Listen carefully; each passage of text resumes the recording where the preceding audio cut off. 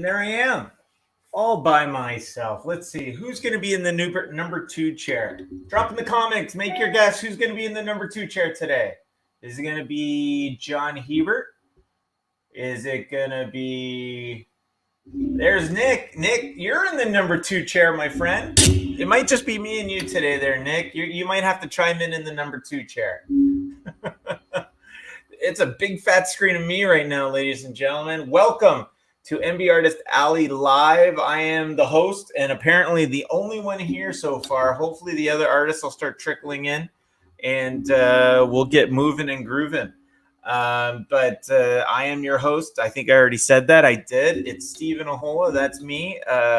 And I'm waiting for, usually by now I've got a number 2 and I am not singing. I am just not singing today. But I want to welcome everybody who's tuned in for us today. You're either watching us on our YouTube channel, MBartist Alley, or on our Facebook channel, where you can watch us on either MBartist Alley or the Lost Toy Box. Or if we're pinned to the top of the Collector's Toy Shop, you can watch us in there. And I see Norm Jers is in the house. Norm, how you doing, buddy? It's a big fat screen of me right now, my friend. We don't have any artists. Where did everybody go? I'm all alone. Nobody loves me. Oh, for the love of Pete. Is there anybody backstage waiting? Oh, my God. I think they're doing it to me on purpose. They want to see how I'm going to fly solo. All right, let's give it a go. I'm going to fly solo. And if we end up with some dead air while we go, it is what it is, folks. All right. So... hopefully the artists will start trickling in and we'll be able to have a conversation. Today we're going to talk about Marvel versus DC and just see where that conversation goes. I'm quite sure everybody who's tuning in is knee deep into the shows that have been coming up on DisneyPlus.com. It started off with WandaVision, which was fantastic and actually introduced us to the Captain Marvel. And look, sorry. I was Was it tough on your own there? Yeah. Yeah. I was actually starting to get in the groove. I was just talking. No. Good. I'm glad you're here. Ladies and gentlemen, look who's here. It's anchor for Marvel, DC, and a cast of thousands. It's Mustafa Musa, who has changed his camera angle today. Well, yeah, the computer is taking forever, so I'm like, okay, I'm gonna iPad it for a little while. I'm gonna try to Joe Rubenstein it. So I'll just casually work on stuff while I'm talking to you. That's cool. Yeah. Do the we're gonna call it the Rubenstein from now on. Yeah, I don't have just glasses for the effect, but I can take them off and on whenever I want to talk to you, and then get back to work again. It's all good. Tyler, you didn't miss a thing. We're just kicking off. We just went through the preamble of where you can watch us. And today's topic that we're going to kick off is Marvel versus DC. So, Mustafa, just as you were sliding in there, I was just kicking off the conversation in terms of people who are probably watching us right now are knee-deep in the Disney Plus series. We're on our third. We had WandaVision.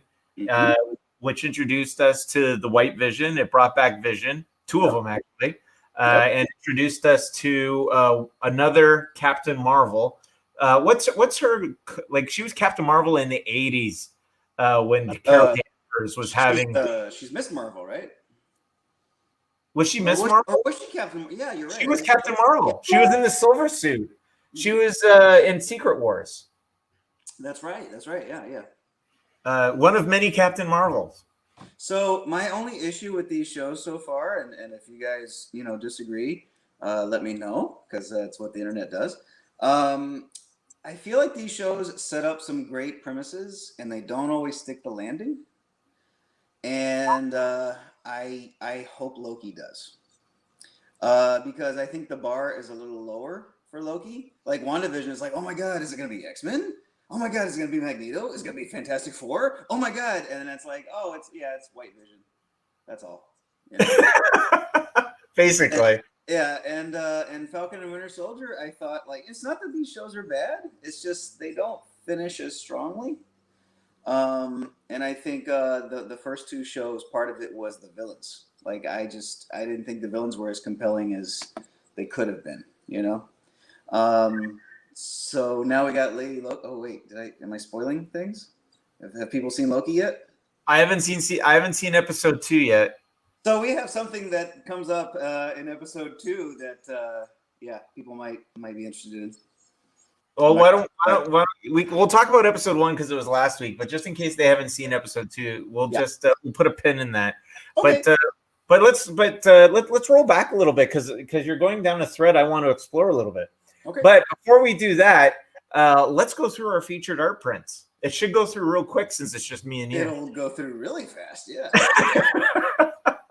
Ladies and gentlemen, every week we do featured art prints because, as you know, we like to draw. We like the drawings. We're all about the drawings. So here we go. Let's run through it, and let's see if Mustafa can see what our theme is. So our first one here is our Chamber of Chills Reimagination by Bob McLeod. We have a Phantom Lady reimagination, Golden Age Tribute by Chad Hardin. Right. We have John Hebert's Thumb. That's right. That's right. Mr. Hebert, welcome, sir. Ladies and gentlemen, it's Marvel Punisher and X-Men artist John Hebert's in the house, has just joined us. Your timing is perfect as you practice your Blair Witch cinematography. Wait, I can do it. No, I don't want to get people nauseous. Never mind. We can't. We are poor starving artists. We cannot afford proper dollies. Yeah, that must be. Oh wow. Yeah, all kinds. There we go. Anyways, all right. Oh, okay. He's gone. Oh, what did we do? Oh, today the part of John Hebert will be replaced by Jamie Coker. There we go. Everybody's starting to come in now. Swear to God, John, you literally blinked out and Coker just took your spot. Uh-oh. Say my name 3 times. You know, it's kind of like at the dinner table when you walk in, you're like, hey, you're in my chair. Get out of here. Get out of here. Actually, there's an interesting one. Nick wants to know who's going to do some Loki art. So apparently he's seen episode 2. I do have it. Well, you may have to show it off a little bit. We have inquiring minds want to know. Anyways, let's get through the guys. We're just in time. We're going through the featured art prints. This here is Francine Delgado's Planet Comics. And Francine may not join us today because today she's taking her citizenship test. Good for her. Yeah. So you know what? Let's next week we'll be able to say congratulations to her on becoming Canadian. Canadian, eh? I told her she's got to practice 3 sayings. Take off, hoser, kick saving a beauty, eh? All right. just sprinkle a boot in. A boot? Yeah, I gotta have a boot in there. Yeah. Just one. Just one a boot, eh? All right. Take off, eh? Okay. We're doing feature. Welcome to our show, eh? So we're doing our featured art prints, and Jamie Coker's is up. All right, tell us all about this one, Mr. Coker. Obviously the fascination with the bad guys continues. Handing the bad guys the victory in this one. Final Girl's not going to make it. Put her through a lot of hell. I know I kind of wanted to go overboard with what her journey looks like, and I think I achieved it on this one. Yeah, she's been through the ringer, and the bad guy's about to just finish it off. So, I got a question for you on this one. The handprints on his chest, is that his or hers? No, it's the guy who's reaching up. I know he's reaching towards the crotch, and that's another story. But and the third Lionsville Fire Department reference here. But at the same time, it was like, well, there's always that one guy who's trying to save the girl in the horror movie, and he does something chivalrous, and then he ends up getting killed. So, yeah, that's kind of where that came from. That'll teach him. Oh, yeah. That'll learn you. All right, so we got Jamie Coker's okay, and then we got James C. Mulligan's Vampirella. We've got Joe Rubenstein's Phantom Lady Golden Age tribute. Oh, Mr. Hebert. Mr. Hebert, please tell us about this one. The Green Hornet. That was fun. Always loved the Hornet. Of course, I'm a car nut, as we all know. And that's one of the 60s Green Hornet Black Beauty is one of the few Chryslers I've ever lusted after. And there's actually one in a barn in a junkyard not 1 mile from here, and I've been trying to get away from the guys for years. But I think there's some kind of a law against me having a lookalike Black Beauty cruising around the streets. That'd be too much. But anyway, the original cover was kind of goofy. I mean, the setup, as you can see, still is, the car kind of jumping in midair with this clown in front, and the Hornet was originally kind of hanging on the running board because it was the 40s car. But the figure of the Hornet was like way too big for the car. And it was just in the city was really dorky looking at the backgrounds. I said, all right, well, I'll take the premise.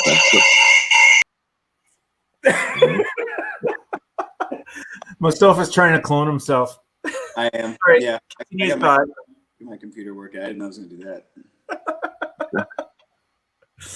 I said, I'll put the 60s car in there because I just love it so much. And the background will be my tribute to Kevin Nolan's Moon Knight because he did a lot of stuff with the shadowed stuff, the small city on the forced perspective. And I said, I'll do the speed lines on the curve of the pavement and just make it ridiculous and have the Hornet hanging out the door. But I gave it the suicide door that the car in the movie with Seth Rogen had. So that the door opens backwards instead of forwards. Otherwise, you wouldn't have seen much of the Hornet. Yeah. And we kind of art directed it back and forth with the colorist and got it to the point where we really like it. So that's the story. I just love the fact that he's just he's not even hanging on to the car. He's basically jumping here, isn't he? Got to jump and just kind of hanging on with the inertia of the car until he's gonna basically just fly off onto the clown. I guess that was my take. That's cool. No, it's cool. I really enjoyed this, and I look forward to taking some of these comics out to the shows to show them off. All right, let's go on to the next one. Mustafa. Yeah, is that keeping with the theme? No. No? Okay. No. Unfortunately, I couldn't put you into the theme because the one that you have done isn't done. That's right. I finished my part, so I don't know. Yeah, so let's see. It was a commission of the Gal Gadot version of Wonder Woman, and I was talking with my buddy Pablo, and we were like, "Hey, everybody always has Wonder Woman all like sexy and seductive and stuff, like in comics at least, like in fan art and stuff. And we wanted her to be powerful. We wanted her to be strong. So it doesn't. It's surprising you don't see it too often. Some guys, Jim Lee and Dave Finch and guys like that can make her really strong looking, but oftentimes they draw her very seductive, and I wanted to draw her powerful, and so that's what we did. You know who I love for Wonder Woman? I love Alex Ross's Wonder Woman. Have you ever seen his Wonder Woman? Sure. Like the Glamazon? Glamazon, yeah. China. She looks like China. Oh, that chick lifts. She's always very intense. She's got an intense stare, an intense look. Yeah. And he always does the bright blue, like pale eyes. Mm-hmm. Which are always cool. And yet facially, she still resembles Linda Carter too. Yeah. No, she's my favorite Wonder Woman. Props to Gal Gadot. The movie, the first one was great. The second one, I renounced my ticket price. But for me, Linda Carter is always going to be Wonder Woman, and she is still gorgeous in her 70s. Yeah. Well, speaking of being gorgeous, Mr. Joe Rubenstein has slid his way to the bottom of the totem pole here. How you doing, Mr. Rubenstein? I'm feeling like I'm on the bottom of the totem pole. So how good could that feel? Hey, I'm looking down at you saying, hey. It's the Brady Bunch. Well, let's roll back to Joe Rubenstein. We were just going through our featured art prints, and yours that we've picked is your Golden Age tribute of Phantom Lady. Any thoughts on this one? I wish I could date her. Any idea what the temperature is? Here it's 108. I don't know about where you are. No, I'm talking about the image. Yeah. 40 degrees. She's pretty hot. All right. Concise summary. All right, let's move on to the okay, where are we at? I think we did Mustafa, the Wonder Woman, and I think that's it. All right, so let's go back to the 9. Sorry, Eric, we're making you jump around. Oh yeah, there's some Redwall thing too. Don't worry about that one. Anyways, our theme here today is Golden Age tributes, except for Mustafa, James, and myself, because we haven't had a chance. Well, Mustafa's doing a whiz. He's taking a whiz right now. But on camera. I have a flow chart here. That's the 14th time that joke has been made in 3 weeks. But go ahead. I love it. The flow chart for this. That's good. Yes. Get Yes. it? Okay. Yes. What's your flow like? Linoleum. Well, you know, when I was doing the Wiz project, I had to do it on a flow chart just so that we would get our timing right. You know, I like the word linoleum. Say it. It airs out the mouth.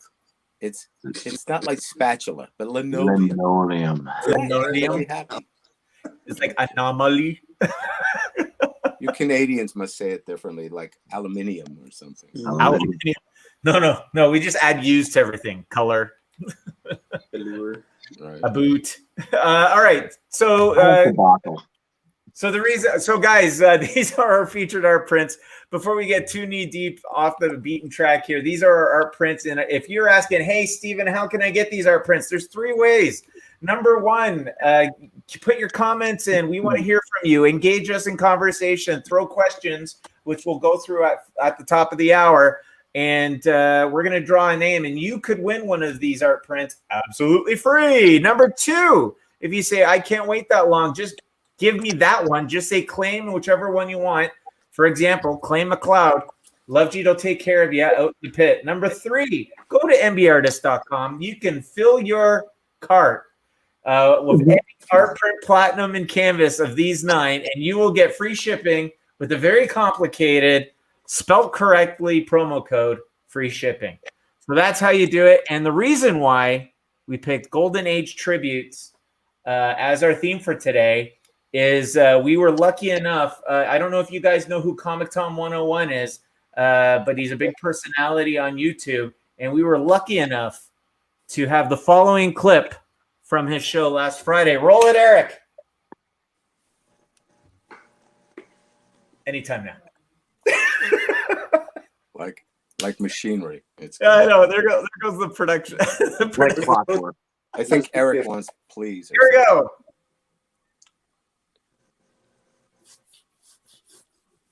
There it went. There it went. Yeah, sounds great. He doesn't have a lot to say. No. It's a show for mimes. Rhymes. Oh, there you go. There you go. Anyways, just to paraphrase, I don't think we have audio. Anyways, we were on Comic Tom 101's podcast. And if you get a chance, go check him out. He's really great. He's all about the comic book community. And we sent him a couple canvases. Wow, that went like a brick. We sent him a couple canvases, and he was kind enough to talk about it on his show. And one of the things he said was he loved the fact that artists had a platform where they could do multiple, show off their work in multiple mediums. And he really loved the idea of Golden Age tributes.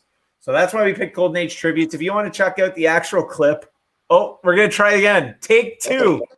This time we'll do it with love. No, we won't. Love didn't do it somehow. Oh, technology. How you feel? I like your attitude, Steven. Screw the audience. I'm having a good time. Well, I figure if I'm having How a good come time. he's not a Marvel editor then? Yeah. Anyways, there it is. If you want to watch it with audio, feel free to go to MBartist.com or any of our social networking. We do have the clip up there. Or go to Comic Tom 101 on YouTube. And it's the last 5 minutes of his podcast. And he did say he's going to be releasing a individual clip so that that won't have sound either. So no, maybe not even video. Right. Anyways, he's just going to open the window and yell. Yeah, he was pretty impressed with what we did. He loved the quality, and there's opportunity for us down the road with his mystery mail call. So check out not only check out the clip, but check out Comic Tom 101 if you don't know who it is. He has always great comment, great giveaways, and pretty soon you might be seeing some MBartist stuff in it too. So here's hoping. Anyways, You know, I noticed there's like a theme, like mystery and phantom and all that stuff. It's like superheroes look stupid in daylight. You know, it's like you have to hide them and keep them like unobserved. Because Batman walking through a room is like, who's that douche? You know, so you can just have like his eyes peering out of the alley. Otherwise, it's like, oh, look, it's Christian Bale. Look at those teeth.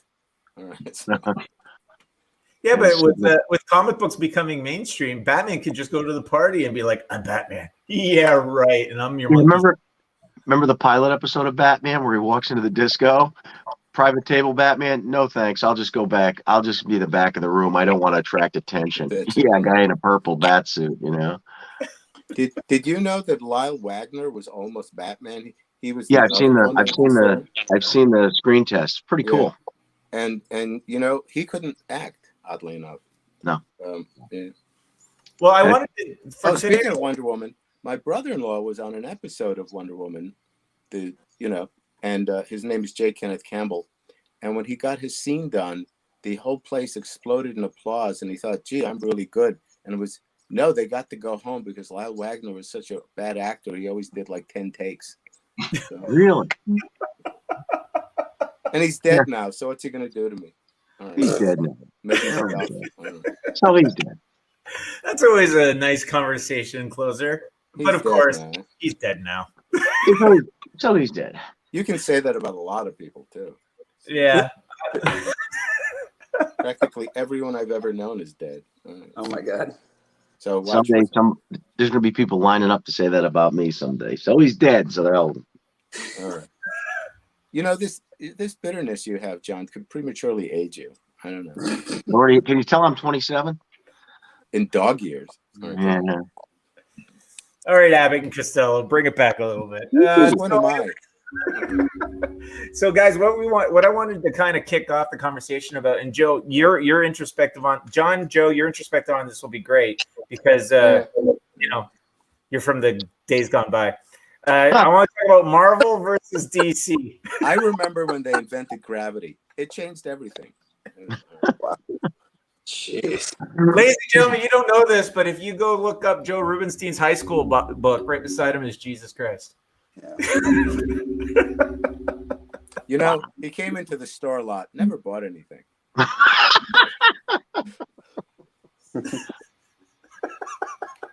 What is this? What is this vow of poverty shit? Buy something or get out. It's not a library. Okay. This ain't a library.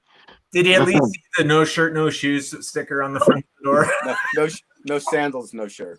No sandals. No dice. No dice. No water, no wine. Throw the All right. So I wanted to talk about Marvel. Get that fish out of here. What? You know what, Joe? It's all you, baby. Go. Yeah. Now I'm done. I'm sorry. Okay. Now you're done. But of course, it's like when you go to an acting audition, they go, "You're funny." Oh yeah. Okay. Thanks. How am I funny? What? I'm a clown. I'm funny. I make you laugh. What am I here to amuse you? All right. So, anyways, I thought we'd throw around some stories about Marvel versus DC because I think everybody but Jamie and myself have actually done time on both sides of the fence. Who? Jamie and myself. You know, Jamie, get the hell out. The quiet guy over there. Jamie, you haven't done your dues. Leave. No. Wow. Uh-oh. Is it? That's why he smiles all the time. He's still happy. Oh, that's it. Okay. Oh, my crank's broken. Okay. That happens to a lot of men your your age. Question, Stevie? Well, the question, I just wanted to dive in. So before you guys hijack the show, Mustafa, Jamie, and I. Okay, that like it's a bad thing. Too bad Bob McLeod's not here to tell us all to settle down and be this. All right, I'm taking this podcast to Cuba. Everybody sit down. Yeah. No. I'll do a Bob conversation. So, Bob, tell me a little bit more about this piece. No. You know why? Because he's saving it for his own podcast. I don't ruin good material on D-rated shows. So we were diving into Marvel versus DC, and I did that book. you did that. Yes, you did do that book. You've done many books, sir. So Mustafa doesn't like the Disney Plus shows. I never said that. I said they don't stick to landings. They set up these great premises, and then they don't necessarily stick to landings. All right, well let's watch the shows. Has everybody seen the shows here? What's Disney Plus? You mean like Loki? Yes. Oh, okay. So the Loki is the third in their newest endeavor to do TV series. The first one was WandaVision. The second one was Falcon and the Winter Soldier. And then now they're in the second episode of Loki. Okay. Oh, it's the second. Oh, that's tonight. Right. Yeah. That's today. It aired last night. If you know. Midnight. Like midnight. Yeah. I'm up late anyway. I thought WandaVision was great from the first episode because I could see that they were playing with the form and doing something weird and different. Yeah. Yep. And I thought it was a fine thing, and God knows Elizabeth Olsen is very pleasing on the eyes. So. Okay, but Mustafa says it didn't stick the landing. What did you think about the ending? I think it set up a lot of things and then didn't pay off like what a lot of people were hoping. Like they could have integrated the X-Men, with the actor there. They could have maybe had Magneto. They could have had maybe a setup for the Doctor Strange movie that she's going to be in. Had a little appearance by Cumberbatch. They were just like, no, we'll just skip all that. We'll just let her go away scot-free. Like, well, I mean, they had there's a lot of places you could have gone, but I think they had to focus on a storyline. It's like when they made that Green Lantern movie.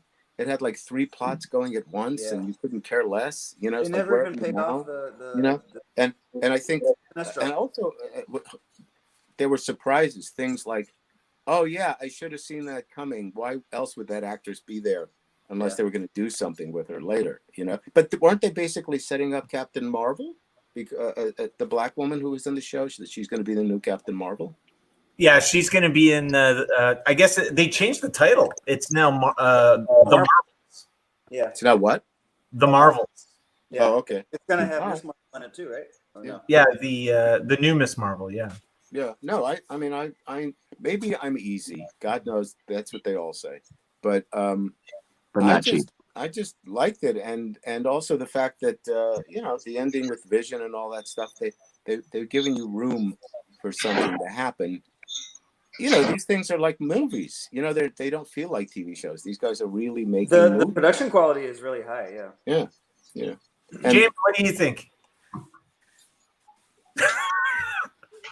Sorry, were you taking a nap? I'm sorry.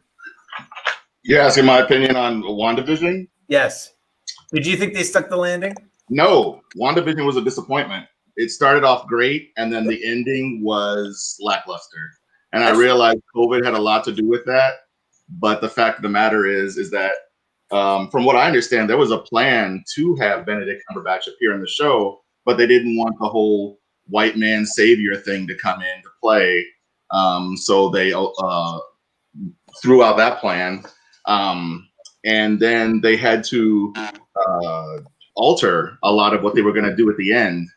And I think the show suffered for it. The first 3/4 of the show are amazing. I love the whole jumping from genre to genre. I recognized every single sitcom after the first few seconds. I was like, this is awesome. Right. Yep. I don't understand your statement about white man rescuing, because everybody on the show was white except the really red guy. That was there was a commentary I read on that, and they said that they didn't want it. The original thought is that the show was going to more directly tie into the multiverse of madness with the Doctor Strange tie-in, but they said they didn't want to have, here's the white man coming in to save the day, and not have it where a character is developing, recognizing her faults, and altering and changing the outcome herself. Okay. And after I read that, and I read a few other things, I was like, there's a point to be made there. I think I do like how they made it so she resolved a lot of it herself.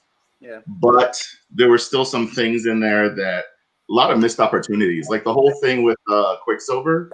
Yep. I mean, that was like the biggest troll moment of any Disney show I think the ever. show was, like flat out trolling people when they talked about like, oh, we're here investigating some physicist or whatever. I'm like, is it Reed Richards? Is it Mephisto? What's happening? And then it's like, Yeah. none of that. Yeah, yeah.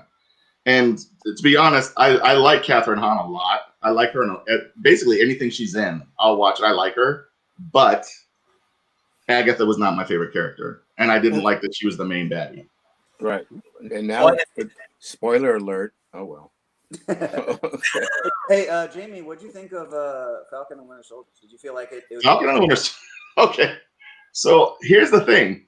Baron Zemo, I thought he wasn't given a lot to do. Yeah. But in this show, he was pretty cool. Oh, he stole the whole show. Yeah. Oh, who knew all you needed was some Turkish delicacy? And a little bit of dancing. A little song, a little dance, seltzer down Seltzer down your pants. Okay. You can go on YouTube and get like a 3-hour loop of that. Yeah, exactly. Exactly. Drop some acid. Talk about having a white man save the day. Yeah, he was great, but he wasn't really the show's villain. Carly was terribly cast. I don't know. She always looked like she was in pain when she was delivering any line whatsoever. Her thrust was like not. Sometimes she'd be all over the place. Sometimes it was like, oh no, this is very justified, and then sometimes like, this is just nonsense. This is just total nonsense. I can barely hear you. Does anybody else have that problem? He is muffled. Yeah, there's something. You're a little muffled, Mustafa. Can you? Is that? Yep, that's perfect. That's perfect. Much better. Yeah, yeah. More that's more perfect for the times. Where was Baron Zemo? What show? Falcon and the Winter Soldier. Yeah. Oh, okay. Yeah. Have you seen that one yet, Joe? I did, and for some reason I don't remember him. I'm sure it was a very important plot too. Well, I thought that was the problem with that show, was that it seemed like the plot only served itself to get you to the next point. It didn't really have a big overarching plot until it got about halfway through, and it was like, oh, it's going to be about why you can't have a black Captain America, which I thought was fantastic. Yeah. That was really well done. I did like how they got Isaiah. U.S. Agent was kind of fumbled though. Like they set up. Yeah. And then they were like, nah, people will write it themselves. We don't have to write this. Yeah. Yeah.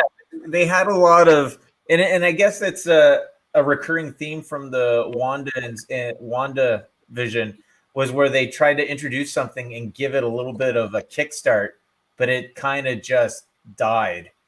It was almost they were so, sometimes they get so busy trying to set up stuff for future movies that they forget that there's got to be a core to the overall show. Like for the first one, that entire WandaVision show was about loss, and it was about Wanda getting over her grievance.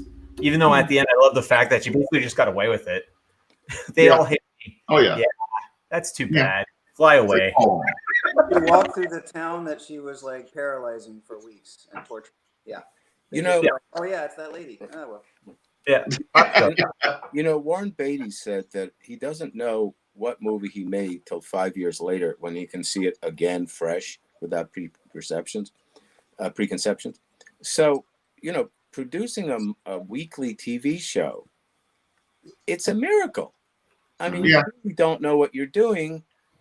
And then you say, oh, look what I should have done, could have done. We should have gone there on this one, but we had a 21-day shoot, And the fact that, I love Buffy the Vampire Slayer, for instance, and Angel.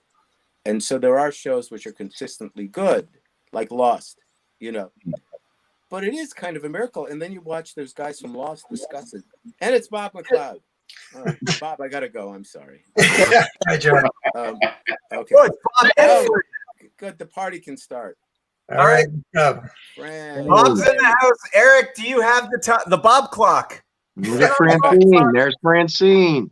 I just arrived to hear Joe saying he's leaving, and okay, I'm just arriving. I just got here at the same time you did. He's gonna stick around now.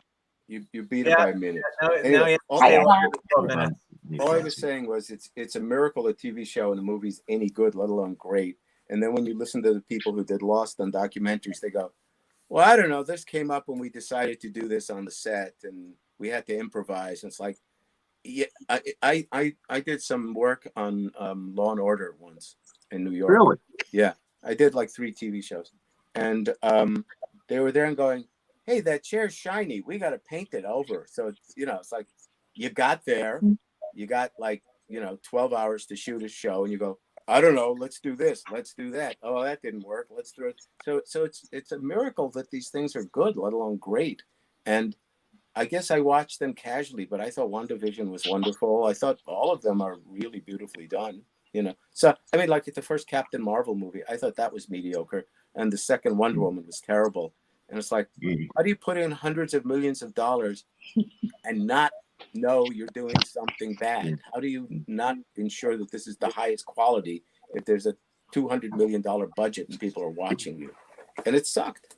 While we're on the topic of TV, they are filming not 5 miles from now, right now, an HBO series, a 5-parter on Watergate called The Watergate Plumbers with Woody Harrelson.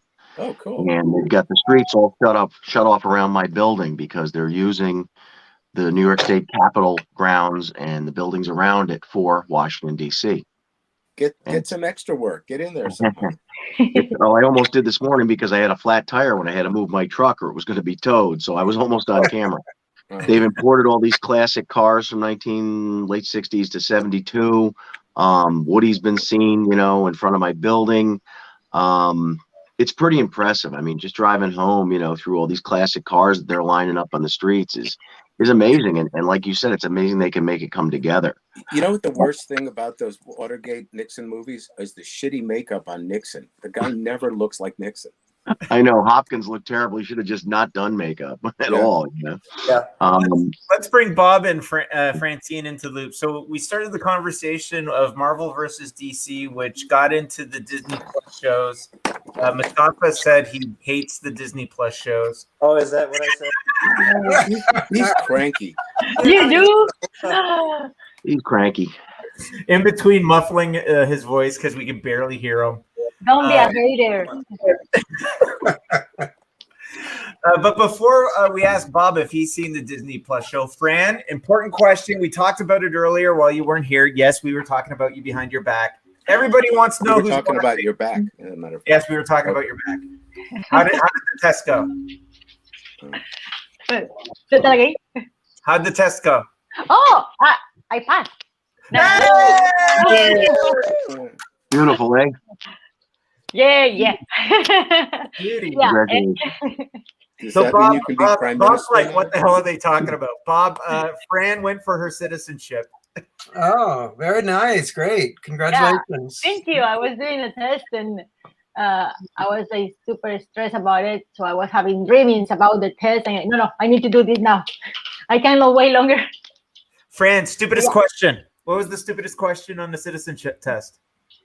I don't know. I cannot say it because they said that I cannot talk about the test, and I signed something saying I cannot talk about the test. So sorry, guys, I cannot talk about the test. Did you sign a pledge for the death of the U.S. of A. like every other Canadian? No yet, probably soon. All right. It will arrive on the mail soon, and then I will sign it. Bob, have you seen the Disney Plus shows? I have not. I have not seen a single superhero TV show, I don't think.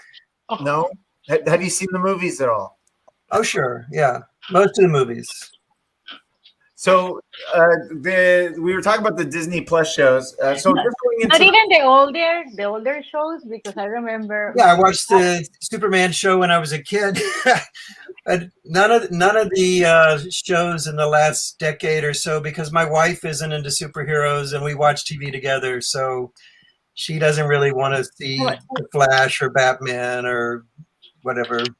But there was a Flash show, like a very old one, with a guy that had like a spandex, like a, I don't know. Do you remember that show, or none of you remember that show? It was like a Flash show, but old one. Okay, we've got different age groups here, Fran. For you, old is like the 90s. So are we talking about?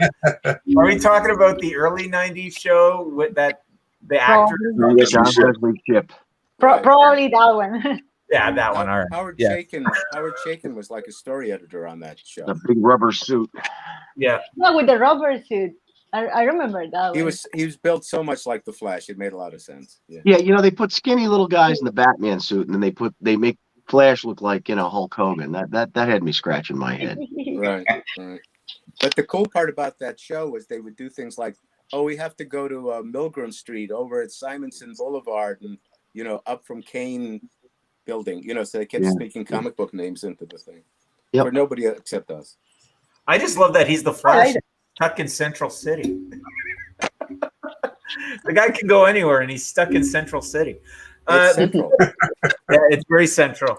Okay, well, let's get Bob. I'm going to let you kick off this one, and then we'll let Joe flow after that. The whale flow. Yeah, Joe and John can take it off after that. What are your thoughts in terms of the progression of Marvel movies versus DC movies? So obviously DC did try to go the Marvel route, and now they basically said, we're just going to do one-offs. So what's your feelings between Marvel and DC in that regard? There's very few DC superhero movies that I like. I mean, I liked one or two of the Batman movies and one maybe of the Superman movies. I'm hard pressed to come up with another DC I like. And in reverse, I like almost all of the Marvel movies, even the lousy ones. Maybe it's the characters. I don't know. I mean, the Fantastic Four was pretty awful. But most of them I can enjoy. Cool. What about you, Fran? In terms of the direction that the movies have gone, Marvel versus DC. Well, I guess we're talking about the new ones. I mean, the new ones, like what Marvel did was like very smart.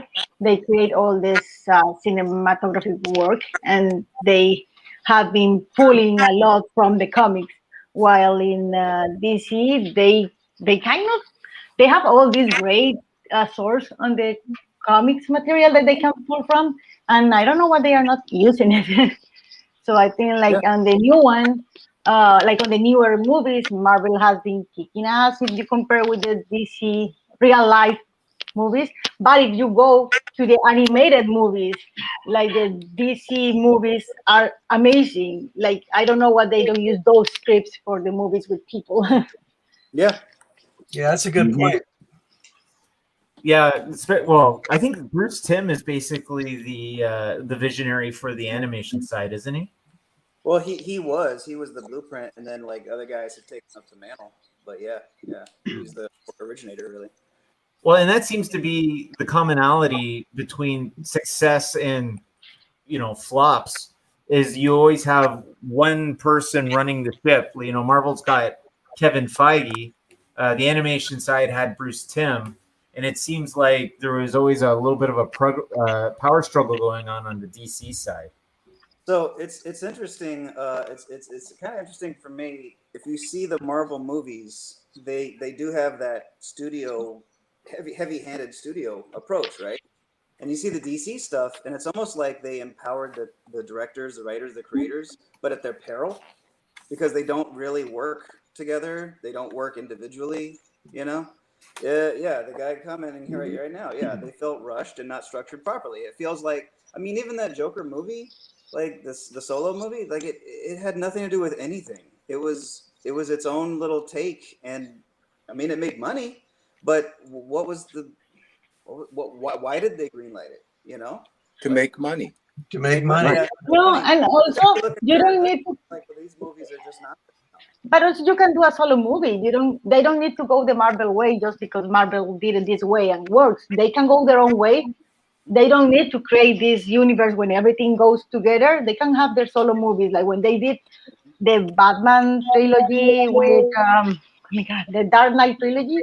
That was like its own solo thing, and they were very big at the time, and people loved them. And it didn't connect with anything else. It doesn't need to connect with anything else. It's like because Marvel is doing it that way, and we have seen it for more than a decade now. Maybe we think it needs to connect, but it doesn't need to connect. Movie can be good, but its own. Well, if there's one thing DC can do, it is not connecting. They've got that down. Yeah, but also they have to be good, even if they don't connect, because they have been trying to connect them, and they are not being good at that. I can tell you exactly why Joker got made. Martin Scorsese walked in and said, "I want to do it," and that was it. That was the end of that. Well, let's go around the horn and see favorite Marvel versus favorite DC, and just see what the parables are. Jamie, favorite Marvel movie, favorite DC movie, and then pair them.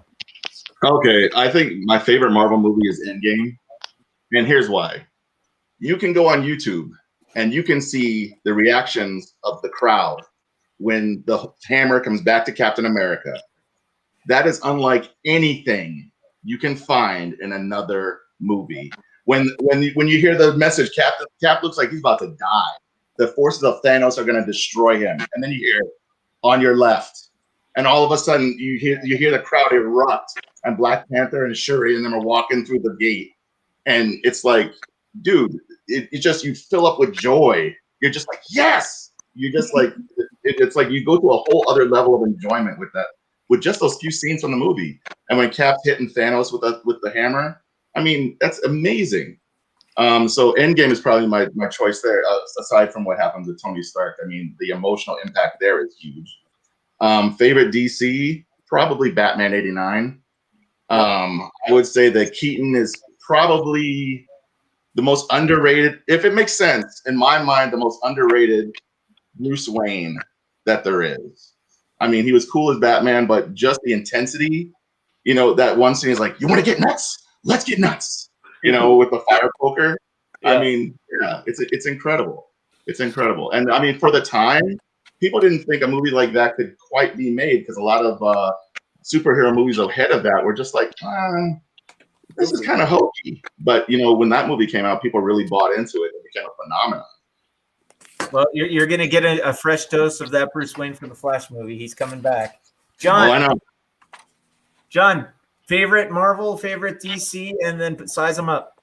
Favorite Marvel would probably be the second Spider-Man with Tobey Maguire with Doc Ock. I enjoyed that. That was just a good movie on so many levels. Favorite DC movie's got to be Mask of the Phantasm. Really? I saw that in the theater, and I loved it. I just thought that was great. And actually, with a little dose of the Sub-Zero also. I happened to catch that on cable one Saturday morning out of nowhere, and I was like, this is like a James Bond movie, but with Batman, and it's animated. I mean, because they were faithful to the characters and to the continuity, and it just felt good. It felt like a Batman movie, There wasn't any silliness, and they were animated. I liked them both for different reasons, but they both, the main thing was the reason I liked Sub-Zero and Spider-Man 2 for the same reason would have been because they weren't just trying to be cool. They told a story, and they had what the first Batman movie, the 89 one, didn't have. My problem with that was it should have been, the last act should have felt like a total Die Hard type movie. It should have gone faster, faster, faster, faster, and it really didn't. Tim Burton can do great visuals, but he can't really pace things. Those movies felt like that. There was an urgency. If you remember the bit with the subway where Spider-Man's on the front, and then the like in Sub-Zero, the bit with the oil rig, and it's exploding, and they're trying to get off it. I mean, that was a James Bond movie almost literally. It was like Diamonds Are Forever in the end, only not crappy. I just love you didn't pick an MCU movie. Bob, over to you. Marvel, DC, pair them up. My favorite Marvel is Into the Spider-Verse. I think the animated movies for superheroes were so much better than the live action. I thought Into the Spider-Verse was just incredible. So creative, so original, as opposed to most of the other Marvel movies. I liked Iron Man, the first Iron Man particularly, but I just thought Into the Spider-Verse was just about perfect. And then DC, I don't even have a favorite. I mean, I would like to really like one of the Superman movies because I like the Superman character. but I don't think they really understand what to do with Superman. No, they don't. Because he's so powerful. I think they just have a hard time figuring out what to do with him. So they just keep telling us he's from Krypton and showing us on Pa Kent. Yeah, I mean, the old TV show knew what to do with Superman because he wasn't so godlike powerful. He was just handling small time stuff and focused a lot on Clark Kent. And that's really, I think, how to do it. The George Reeves Superman? Yeah, you had, all the supporting characters help make the thing interesting. If you just focus on Superman, it's just not that interesting. I agree. Remember, John Byrne depowered him because he said he was just too powerful. He said, if you want an ultimate being, read the Bible. Yeah. And, I like it. Okay. When I touch it, it bursts into flames. I just. Oh, go ahead, Bob. By the way, Steve, I think my 12 minutes are up, aren't they? I don't know, Eric. Where'd the clock go? I'm way over my 12 minutes. Do you have to go watch The Bachelorette with your wife?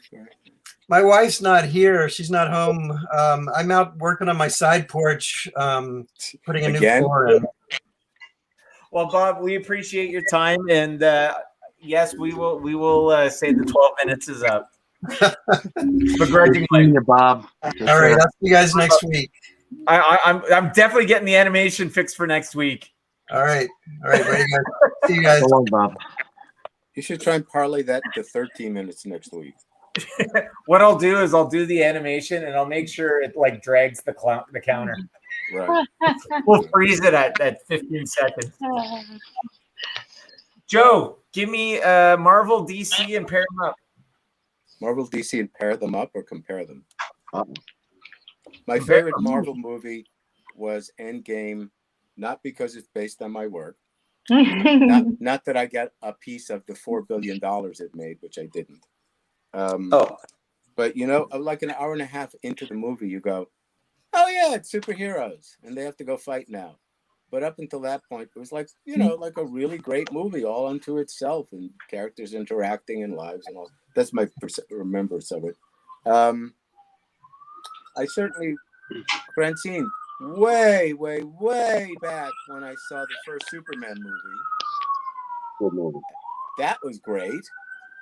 And with Christopher Reeve. Yeah, and I didn't know that Glenn Ford was going to be Pa Kent, and when he showed up on stage, I went, "That is brilliant.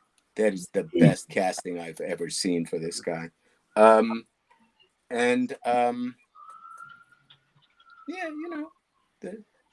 When I first found when they did Iron Man, then they did the Hulk, and then I found out that they were going to put it all together as an Avengers. I thought that's incredible. The fact that they're paying attention to this whole universe and everything's interacting, and I guess that's why DC got the bright idea to do the Justice League. And ironically enough, the reason the Avengers comic book happened is because the Justice League was selling over at DC, and they said, "Well, we got to do a book like this too. Let's put our characters together." And if you look at the Doom Patrol at DC, it's a guy in a wheelchair and a bunch of freakish people with all sorts of odd powers, and they went, "All right, let's just the X-Men. Let's steal that idea." And I've heard it theorized that Spider-Man is a guy raised by two white-haired people who weren't his real parents, and then he gets powers which are many times his body weight. And I gotta step out for a minute. I'll be back. And that's Superman. I think the cops just came for John. Yeah. He has to do that. Yeah, it's Wednesday. So it's two people who aren't his parents who adopted this guy, who winds up with a red and blue costume, who has big strength, and that's Superman and Spider-Man. Coinkadink? I don't know. Unfortunately, Stan was notorious for having a shitty memory. So if you said to Stan, "Why'd you do that?" He went, "Nah, I don't remember." He'd be sincere. I don't know. Well, I want to segue into that in terms of comparing the characters back and forth, like Flash, Quicksilver, Thanos, Darkseid. But let's get Mustafa. Mustafa, did you tell us your Marvel DC yet? I don't think you have. No. Oh, So Fran's chomping at the bit. Fran, are you chomping at the bit? All right, let her go first. All right, Fran. Yeah. Marvel No, DC. I was just pointing at Mustafa. I think that's okay. You are next, though. You are next. Okay, so the thing with Endgame, it is a good movie overall, but I can't put it as my favorite. It had some great moments, like the when he catches the hammer and you know, Avengers. When he said Avengers Assemble, I got chills because I've been waiting 10 years for him to say that. Right. The problem is the movie's kind of messy. Right. You need to watch 20-something movies before you get into it. And if you just watch it as a movie fan, you're like, who is this? What's going on? What's the motivation? What's happening? Plus, they move forward 5 years, and they steal the heist movie from Ant-Man and the Wasp, which is nobody's favorite movie. I don't like that. And like in 5 years, a lot of stuff happens. They don't address COVID. They're playing on PS4, even though it should be PS5 time. Like it's a really messy storytelling, and they don't go back in time at the end of the movie. They keep it 5 years. So the next Marvel movie is going to be 5 years from now, or we're going to be dated movies like Wonder Woman 84. Like it's just messy. So that keeps it from the top of the list for me. It's still a great movie. You're still really muffled. Is there something you can do about it? Well, I tried getting on the screen, but then Steve didn't put me on, so I'm doing my iPad right now. Sorry. Blame Steve. Steven. Yeah, but no, I'm gonna say a movie that I hadn't heard yet, and actually, any of the Captain America movies are great. Any of the three, I think Civil War is a great movie, but if you don't know the characters, again, you'll be like, "What's happening? What's going on?" But like Spider-Man, they nailed in that movie. Black Panther was intense in that movie. Even Giant Man was great in that movie. Right? There was so many good moments. The fight at the end. I think Guardians of the Galaxy. Yeah, it's a perfect movie. It's Star Wars done right. I love the soundtrack. Oh yeah. Nobody knew those characters. Nobody grew up with Groot or Star-Lord or Rocket, and they became household names. And everybody knows who Groot is. Everybody knows who Rocket is. Everybody knows who Star-Lord is now. And yeah, the soundtrack is awesome. So that's probably the movie I'd go. For DC, I mean, if we can cheat and just go like any DC movie, then it's gonna be Batman '89, because I can rewatch that over and over again. If we're gonna go like proper DC, like what they're doing now, the bar is really low, man. like we could, Wonder Woman is probably their best effort. Yeah. But like if Wonder Woman was a Marvel movie, it'd be like in the middle. You know, it'd be like maybe their 10th best or 12th best. So I bet you when the Suicide Squad comes out, flip it right on its head. Like I think that's gonna be a fun freaking movie. Well, I mean, again, right? He's gonna apply characters that nobody knows about, and he's gonna make us care about him. And he's gonna kill them. Yep. Cool. All right, Fran, you're up. So I think my favorite DC movie is Flashpoint Paradox, because that got me into go back and read all the Flashpoint Paradox comics and the universe they create, and I love the idea of Barry Allen wanted to save. He's very human. He wants to save his mom. It's a very human thing, and you think like, okay, if I have the powers to do something like that, who wouldn't do that? So he goes do it, and he just mess up everything. At the end, has to choose, and it's a very good argument, and create all these crazy worlds, and create all this crazy Batman that is now the father of who we know as Batman. Everything that comes from that, I love it. So it's my favorite, I think, DC movie. And for Marvel, it's not that I'm copying this. I already had this answer, but it's the Spider-Verse. it's just amazing. It's just amazing. Like technically, they did a great job. But even if it's not just a beautiful looking movie, it has a very cool script, and they combine this crazy universe again, and even the pig makes sense into the movie. So. Yeah. I love the fact that they brought in Peter Porker. That's awesome. Yeah. For me, I'm going to go with Era Glez. And for me, if you want it to be one of my favorite movies, I got to be able to watch you over and over and over again. And for the Marvel movie, the one I probably, other than the third act of the Endgame, and that's because I've seen them all, I would say it's Thor Ragnarok. I think that's just fun.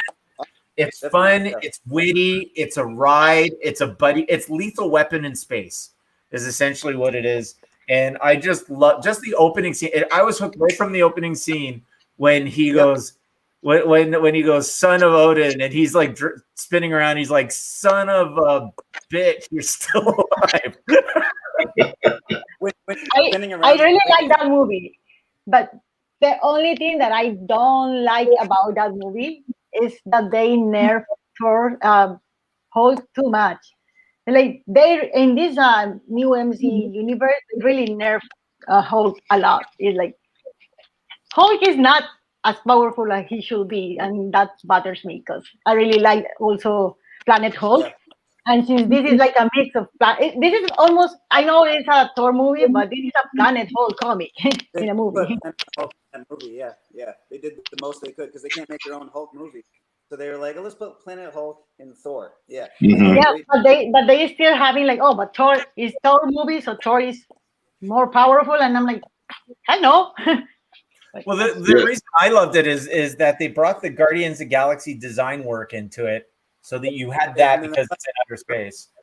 And how can you not love Jeff Goldblum? Like the actors they have in it just chew up the scenery. Jeff Goldblum as the Grandmaster is like, the goo.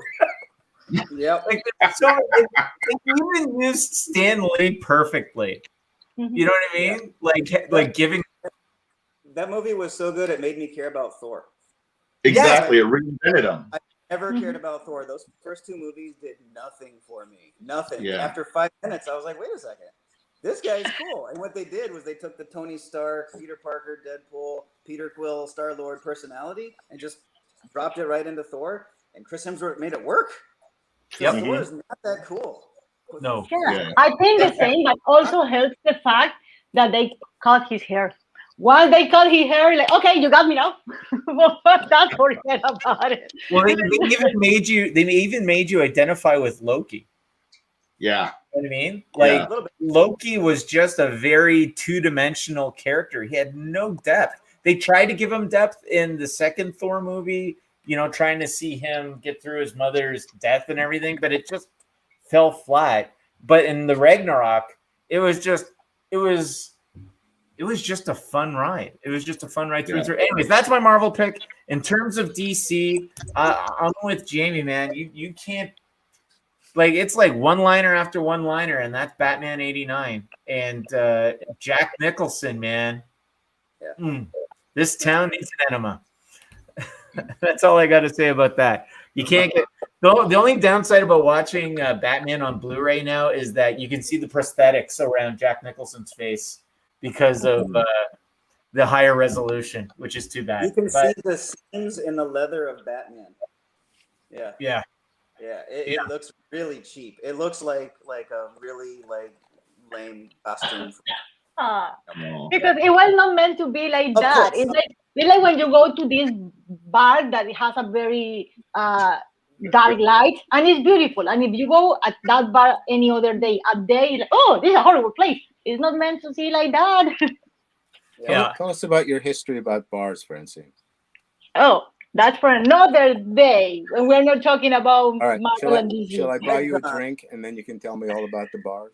Yeah, let's do it. That's for MBartist after hours. All right, guys, it's the top of the hour, so we're going to kick off over again. We want to hear from you. What is your favorite Marvel and DC movie? And tell us why in the comments. So we're about to go through your comments, but we're going to start at the top of the show. We want to thank everybody for coming. If you're watching us, you're probably on our YouTube channel, our Facebook channel, or on the Collector's Toy Shop. And we want to thank you all for joining us. And as artists do, we have some art, and we have picked some featured art prints for you, and we're going to run through them real quick and tell you how you can get them.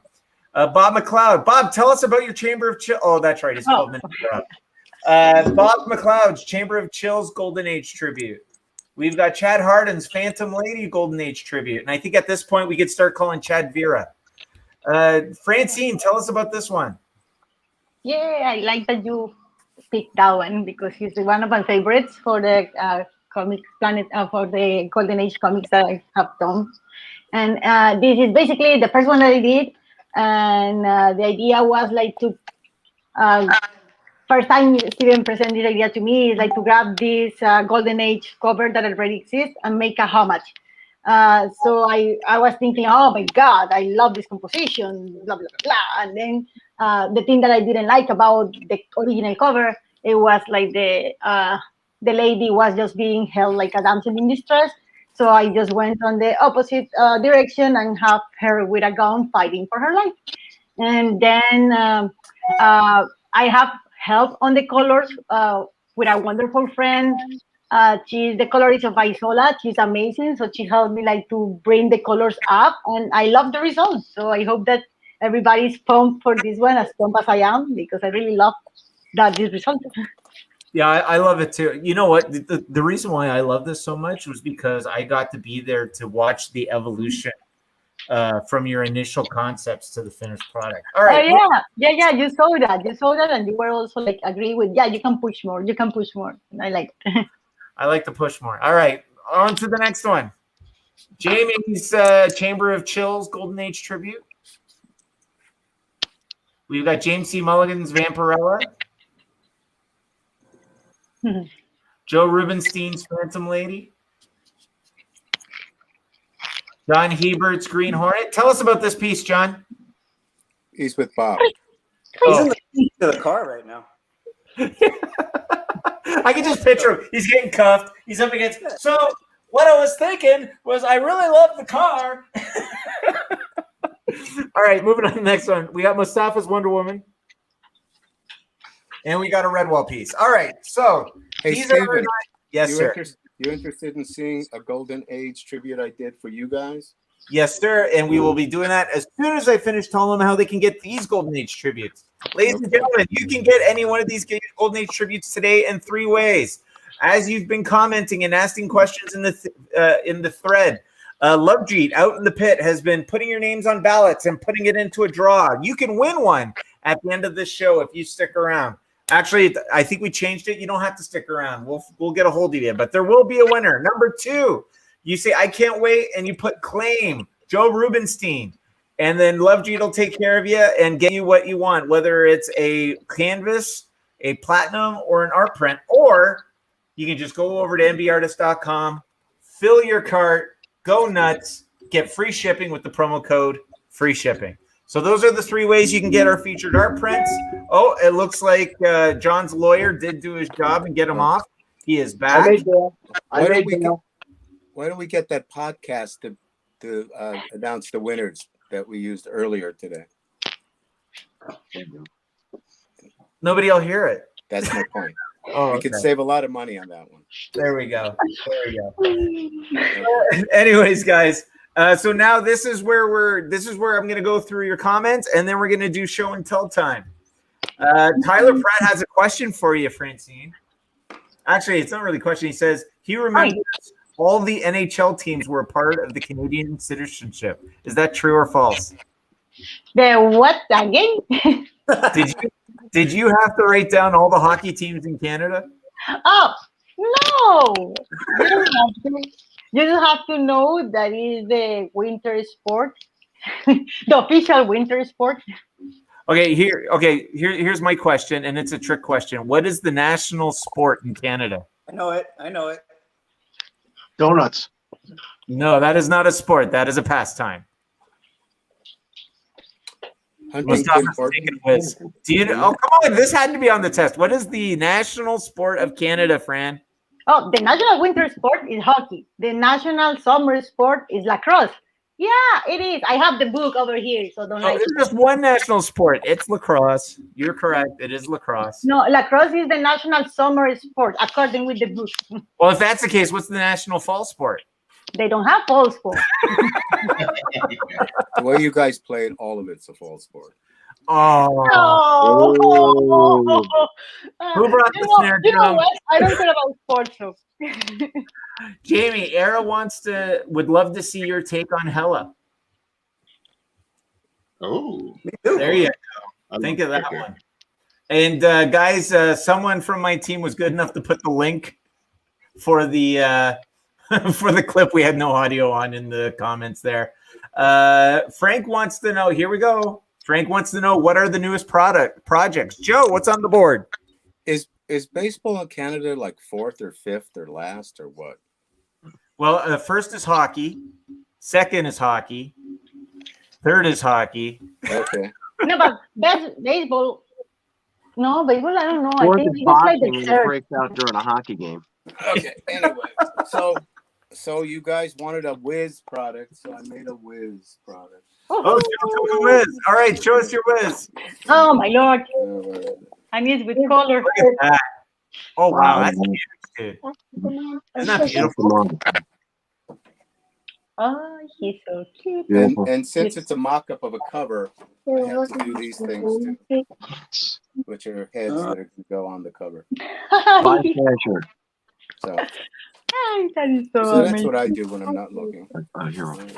John, what's your news project? Well, I'm working on something I can't really talk about. It's top secret, and I have a non-disclosure. But Okay, don't talk about it. Just show us the picture. well, I'll just show you this quick. This is just something I've had hanging around the board for a while. Another cover recreation, but eventually I'll get to it. But here's my whiz, Oh, we're all comparing whizzes today. and here's my jungle girl thing. Oh, yeah, that's going to be the next one. That is beautiful. Very cool. Very cool. What's going on? So, guys, if you're watching out there and you're wondering, what the hell is this whiz thing? So we're all going to be at UltraCon the last weekend of August, and we are doing a UltraCon exclusive Golden Age tribute, which is going to be Whiz Comics. So that's why we all have it. We're excited to get it out. And Jamie, what do you got on the drawing board? Still working on my Wiz comic, but I'm trying to wrap up this commission. It's an anime character. I don't normally do anime, but it's Ken Kaneki from Tokyo Ghoul. Cool. He's like a half demon, half human kind of character, and so You know what's ironic? I always never liked anime either, yet that's my mother's first name. Oh, I'm not kidding you. Her name was Anime. So I need therapy, right, Joe? Mustafa, what's on the drawing board, my friend? Well, right now I'm finishing up something for SummerCon that I'm gonna be at this weekend with Joe. Let's see if you guys can see it here. Little classic X-Men. Try to channel. Oh, that's cool. My Byrne and Austin kind of style back then. So yeah, finishing that one up. And beautiful. if you guys, Whose pencils is that? I'm sorry. Whose pencils is that? Oh, it's a good buddy of mine, Tone Rodriguez. Cool. Who's gonna color it? I don't know. You want to color it? No. So then, Only if I can do it in crayon. I showed this last week, so I'll show you the finished product. Oh, it's finished. Very cool. It was a beast. Nice. Well, if you send me 2 scans of it, we could always send them to Sandra. Yeah, if you can do it, sure. We can do anything.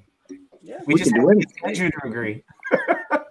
Fran, what's on the drawing board? Well, I have 2 things. I have this one that one is featured on a comic by Jimmy Palmiotti, Sex and Violence Third, and I did this pin-up for him on his book.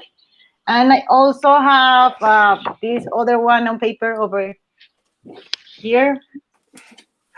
Oh, it's Jam. Guys, it's Jam, and she's truly outrageous. That's gonna be so fun. We're gonna be breaking Photoshop in its neon color capabilities for that one. Yes. And Joe, very 80s.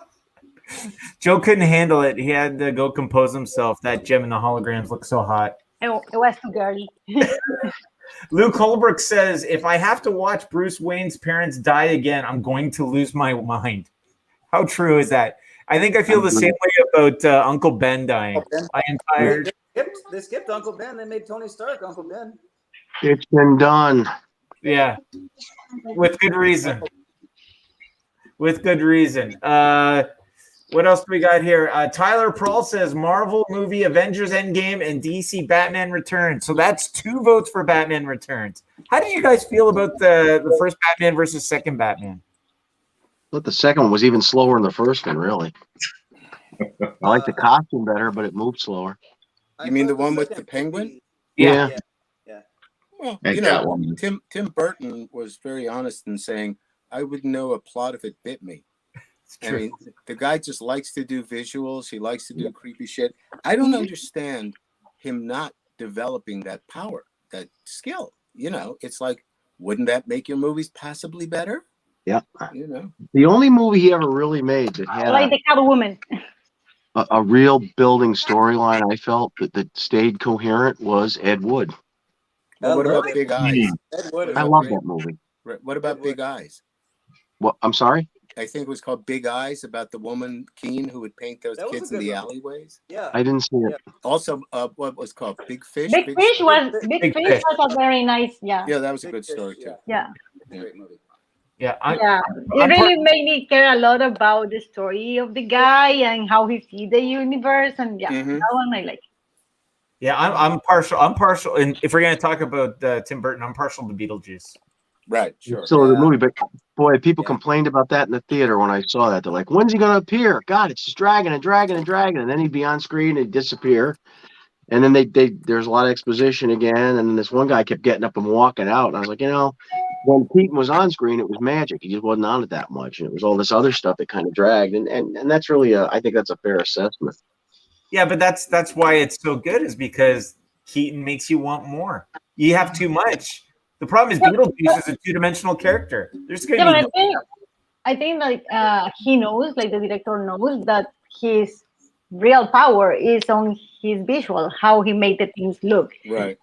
And of course, if he had a better script, it's gonna be a better movie. But he knows like his real power, and people look for him because of his visuals. Well, Mars Attacks was kind of fun. Yeah. But it was just all over the place. But that's okay. On that movie. You know, and Dark Shadows was a real disappointment. I was hoping a lot for that one. There were some little flourishes in that, but overall, it fell apart. I always find with Tim Burton is like, if you watch his trailers are amazing. Just stop there. Because you get all excited for the visuals and the tease, and then you sit down for 2 hours and you're like, I'm done. So they should have, if they could do 2-minute trailers and string them all together, I'll be there for a Tim Burton festival. There's a festival right there, yeah. you know, except for Steven Spielberg, directors are the only artists who can't afford their own tools. And halfway through a piece of art, like the rest of us go, that's not working, I'm going to do something else. I filmed 3 months of this thing. I have to keep going. I hope I can salvage it later. 1941, anybody? Yeah. You know, and it's like everybody wants to do good. Everybody wants to make the movie that's going to be the big hit that's going to keep their careers going. And I mean, even Rob Reiner, you know, he did like a great run of great movies, and then he came out with whatever the hell it was, and you go, North. What happened? Huh? Or I think it's called North, right? Yeah. North. North, his career went south. Well, granted, he had Bruce Willis in it. Right. It's like, what happened? The man does great movies. So I don't know. It's like we don't, you know, when you look at an artist's career and you go, well, that's not very good. And you go, he didn't think so either, but he had an hour and a half to do it, and it was 4 a.m. You know, so sometimes like Orson Welles movies, the last couple should have been better, except the studio were idiots and just took them over and turned them into mediocre. Well, you know, they weren't mediocre, but they weren't genius. I just love that if you go through Orson Welles' IMDb, his last role is Transformers the movie. Yep. He was also the voice on Magnum PI of Robin, whatever his name is. He was on Magnum PI. And he was also supposed to be the voice of Darth Vader. Really? Oh, really? Yeah, they had originally started filming with him, and for some reason it didn't work out, timing or something. And he narrated the original Star Wars trailer. Coming this summer, the Star Wars. But by all accounts, he was a genius and he deserved credit, but he was a thoroughly obnoxious person you couldn't get along with when you worked with him. And so why didn't he do comics? Yeah. Because comics already had its Orson Welles, right, Joe? Yes. Oh boy. Thank you for that. Yes, thank you. Which, by the way, proves only the good die young. But yeah. I know. I'll wait until next week, folks. Okay. Okay, so I wanted to touch base on this real quick. We got 10 minutes left. Nick, it's Wiz Comics is Shazam, not Superman. Yep, absolutely, it's Shazam. Captain Marvel. Yep, Captain Marvel. Which, as far as I'm concerned, Shazam is my Captain Marvel. I don't care what Marvel says. But let's talk about blatant characters, okay? Guys, pick DC, Marvel comparison, ripoff, and which is better? Flash or you pick Flash or Quicksilver, Thanos or Darkseid. Pick the Marvel and the DC counterpart. Which one's better and why? Jamie. Deathstroke and Deadpool. Deathstroke is better. I like the Judas Contract a hell of a lot better than any Deadpool comic story. I think he's a more compelling character. Deadpool is kind of a clown. I appreciate the movies. I love that it revived Ryan Reynolds' career. I like that he's going to be in the MCU, but Deathstroke is the dude. I mean, he's the guy that can go toe-to-toe with Batman. And if you can do that, you're with the next. No depth perception either. Yeah. I'm surprised that those guys who created Deathstroke didn't sue for royalties on Deadpool. In all seriousness, it's an out-and-out ripoff of the character. And they've never made an issue of it. Yeah, I mean, Slade Wilson, Wade Wilson. Come on, man. Jamie, all I know is that the comments is starting to get flooded with hate mail now for you. You know I'm right. Mustafa. Yeah, but you're so bad about Ryan Reynolds, dude. You don't do that. Mustafa. So I've never read a Deathstroke book. I've heard they're good. I know the live action has been a little spotty. He's been portrayed like 3 or 4 times, right? Like just in different shows and different movies and characters and stuff. I know Deadpool sells a lot more for me, so in that one I would say Deadpool. I don't know. Let's see. You mentioned like Flash and Quicksilver. No, just pick one. Pick a Marvel character and DC character that are basically counterpart ripoffs. Which one's better? So I will probably tend to go Marvel, whatever the character is, because they're more relatable. And DC is more gods, and I can't relate to that. Other than Batman, who's relatable, everybody else is just kind of untouchable. Having said that, I don't think anybody cares about Quicksilver. When he died, nobody cared. In the movie, they didn't even call him Quicksilver. They just called him Pietro. But they didn't do a good Quicksilver in those movies. No, by the way. No, and again, WandaVision was their chance of like redeeming it because Evan Peters was great, but no, they couldn't figure that out either. They just tripped over their own stuff. So Flash is better than Quicksilver? I'll say that. I sell more Flash. No, Barry is a funny. I don't know. I like him better as a character than Pietro. Fran, down to you. Okay, I'm gonna go with Felicia Hardy and Selina Kyle, and I prefer Selina Kyle. They are both like dressed as a cat. They are both girls women without powers, like superpowers, and they are both like start like a thief and kind of redeem a little bit. So it's very similar their arc, but I think I like better like Felicia. No, I mean Selena. Francine, you are the perfect woman. You're beautiful. You can draw, and you're into comic books. What the hell's wrong with you? I don't know. That's why I only have guy friends. Right. Can I interrupt for a little story, or do you want to get to the next guy? No, go ahead. Interrupt. So there was this. There was a series of commercials. I don't know, 10 or 20 years ago, where like you'd see a woman standing under a street lamp, drowning in rain, and she'd be saying to the camera, No. I'm sure I got the time wrong. You're great, you know. And it was about cologne. Like if a man wore this cologne, a woman would put up with any shit, right? So I went to see the Daredevil movie, and they had a commercial in front of it, and it's for the cologne. And this girl goes, "No, I really like a guy who reads comic books," and the whole place like booed it.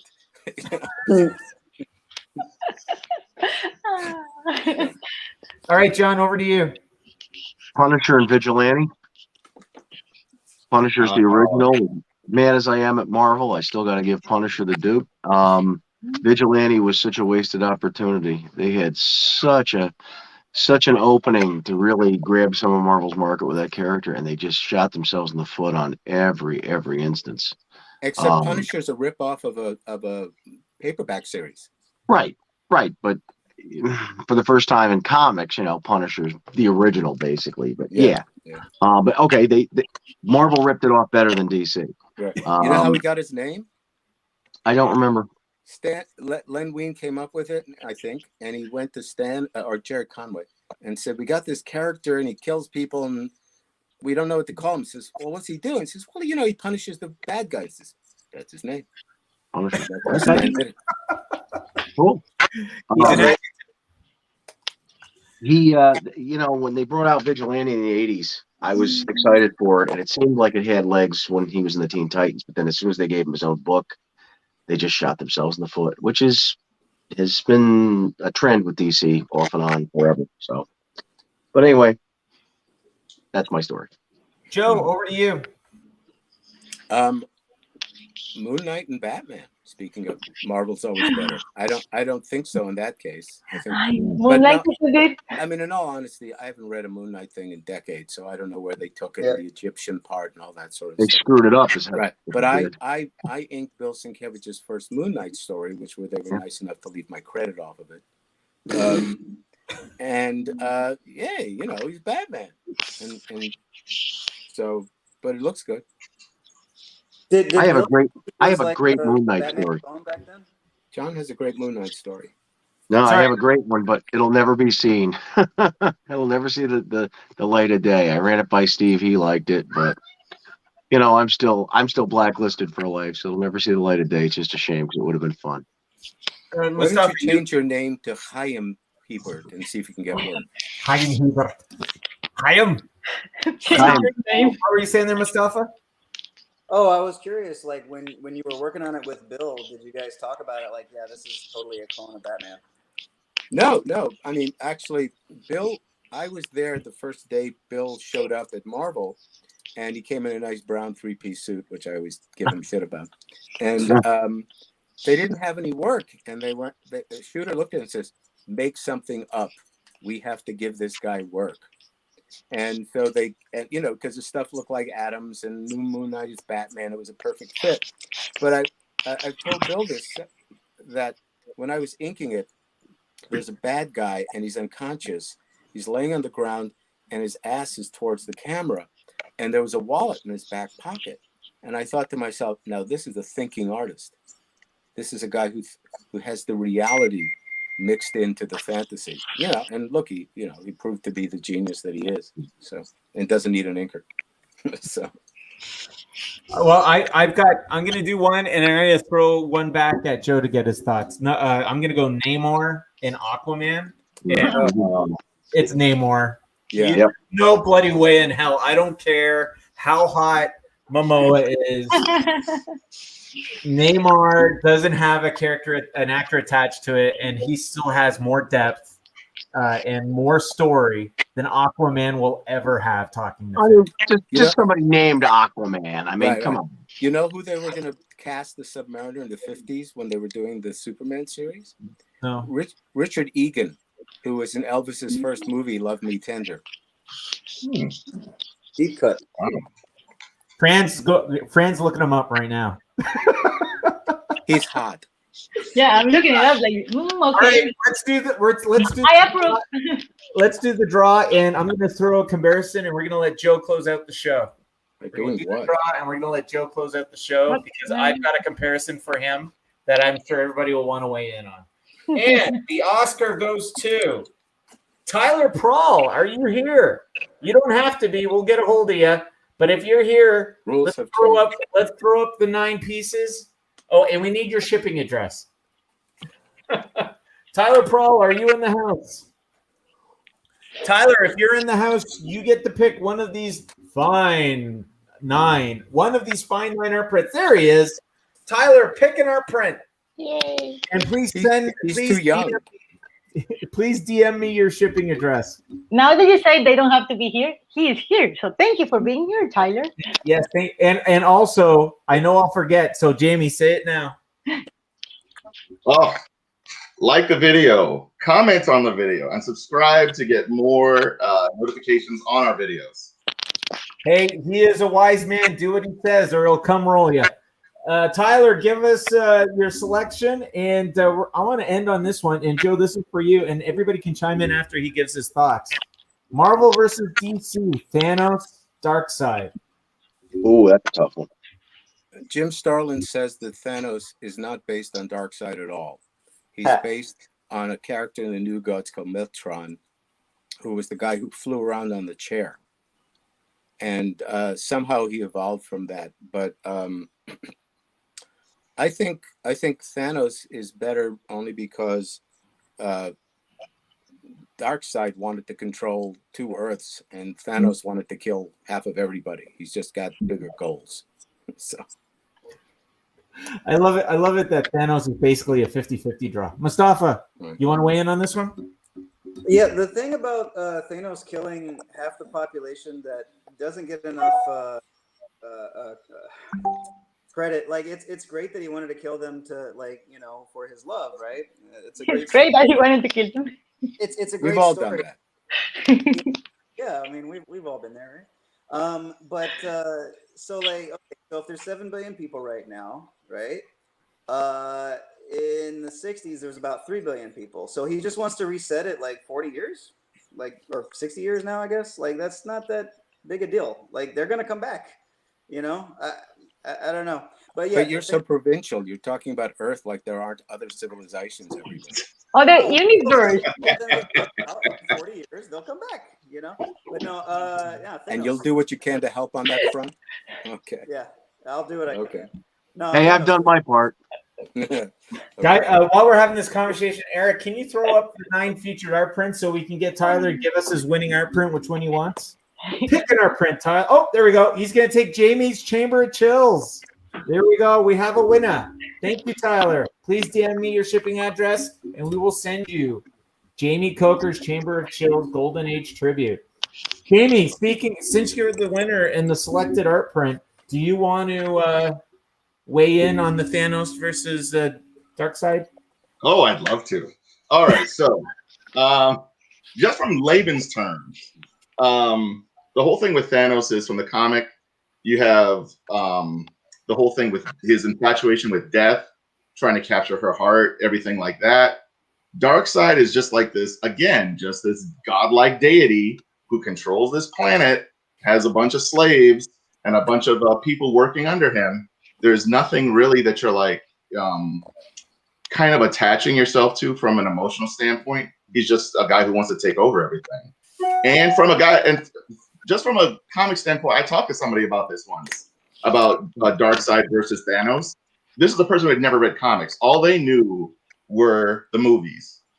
And they were like, Thanos was cool. Darkseid is just a guy who shows up in the movie.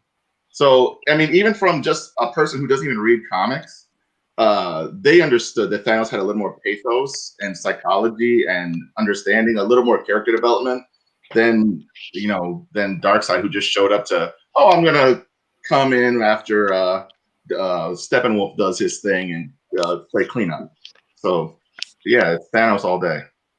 Since Joe left us, we'll take our time. John, you want to weigh in?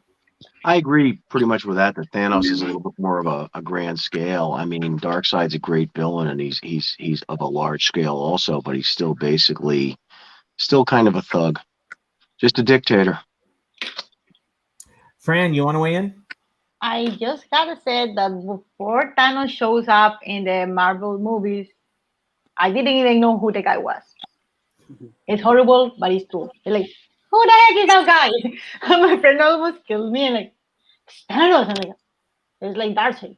It was the only thing that I said because I watch more animated stuff, and Darkseid is very important in the animated movies. And Thanos has never been showcased in the animations. So for me, I knew first Darkseid, and I thought he didn't have a lot of depth, but he was just like a bad guy that was very good at being bad. And then when I read the comics, because I want to know who Thanos was, I was like, oh, this is just a dude that is in love with death. So he want to kill everybody because he's in love with death. What a loser. He just want to do this because he's in love with death.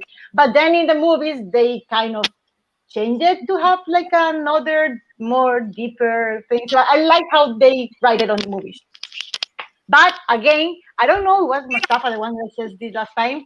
If he has all the power in the world, why he just didn't double the resources instead of killing half of people? It would have been a quicker movie. So I'm gonna end it off on this. Thanos wins hands down because of one reason. He has his own helicopter. All right, guys. So from the Great White North and all points in between, want to thank you all for joining us on YouTube, Facebook, Collector's Toy Shop, and Jamie's going to remind us to like, comment, subscribe. Good night, everybody. Right. Ciao.